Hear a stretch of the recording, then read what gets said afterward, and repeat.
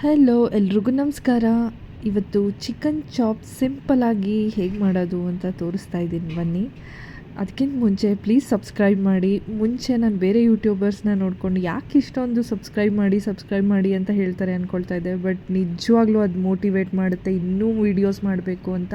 So please subscribe ಮಾಡಿ. ಇಲ್ಲಿ ನೋಡ್ತಿದ್ದೀರಲ್ಲ, ಅಷ್ಟು ಇಂಗ್ರೀಡಿಯೆಂಟ್ಸ್ ಚಾಪ್ಸಿಗೆ ತಗೊಳ್ಳಿ. ಜೊತೆಗೆ ಶುಂಠಿ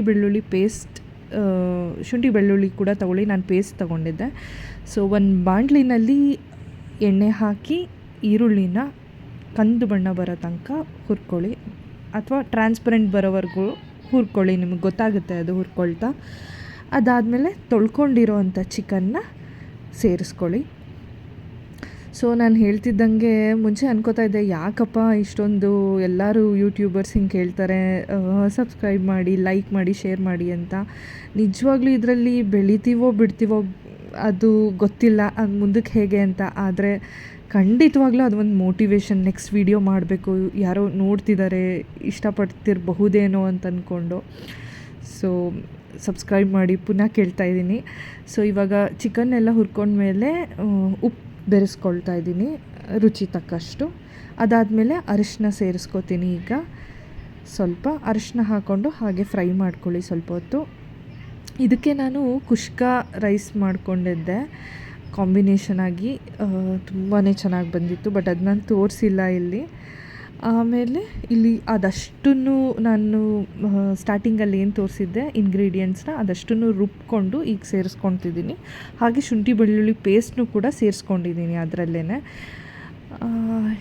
ಸ್ವಲ್ಪ ಹೊತ್ತು ಹೀಗೆ ಫ್ರೈ ಮಾಡ್ಕೊಳ್ಳಿ.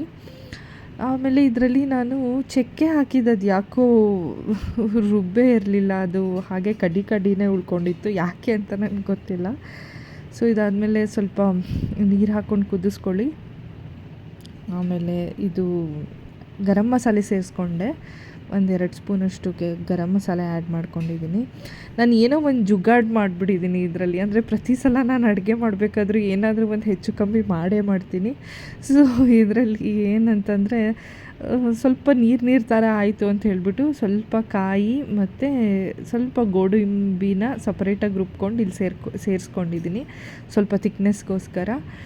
ಸೊ ನೋಡಿ, ಈಗ ಆಲ್ಮೋಸ್ಟ್ ಆಯಿತು, ಕುದೀತಾ ಇದೆ, ಎಣ್ಣೆ ಎಲ್ಲ ತೇಲ್ತಾ ಇದೆ, ಆಲ್ಮೋಸ್ಟ್ ಆಯಿತು. ಇನ್ನೊಂದು ಚೂರು ಥಿಕ್ನೆಸ್ ಬೇಕಂದರೆ ಇನ್ನೊಂದು ಸ್ವಲ್ಪ ಕುದಿಸ್ಕೋಬೇಕು. ಸೊ ಚಿಕನ್ ಚಾಪ್ಸ್ ರೆಡಿ ಇದೆ. ಕುಷ್ಕ ಮಾಡಿದ್ದೆ, ತುಂಬಾ ಚೆನ್ನಾಗಿತ್ತು. ಕುಷ್ಕ ರೈಸ್ ಕೂಡ ತುಂಬಾ ಚೆನ್ನಾಗಿತ್ತು. ಆಮೇಲೆ ಒಂದು ಮೊಟ್ಟೆ ತುಂಬ ಬಿಸಿ ಇತ್ತು, ಸಖತ್ ಟೇಸ್ಟ್ ಇರುತ್ತೆ.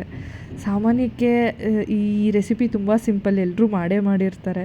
ಬಟ್ ಯಾರಿಗಾದ್ರೂ ಗೊತ್ತಿಲ್ಲ, ಕ್ವಿಕ್ಕಾಗಿ ನೋಡ್ಕೊಂಡು ಮಾಡಬೇಕು ಅನ್ನೋದಾದರೆ ಈ ರೆಸಿಪಿ ತುಂಬ ಈಸಿ ಇದೆ ಅಂತ ಹೇಳ್ತೀನಿ. ಸೊ ಮಿಸ್ ಮಾಡದೆ ಟ್ರೈ ಮಾಡಿ, ಹೇಗಿತ್ತು ಅಂತ ಕಮೆಂಟ್ ಮಾಡಿ. ಸಬ್ಸ್ಕ್ರೈಬ್ ಮಾಡೋದು ಮರಿಬೇಡಿ. Thank you.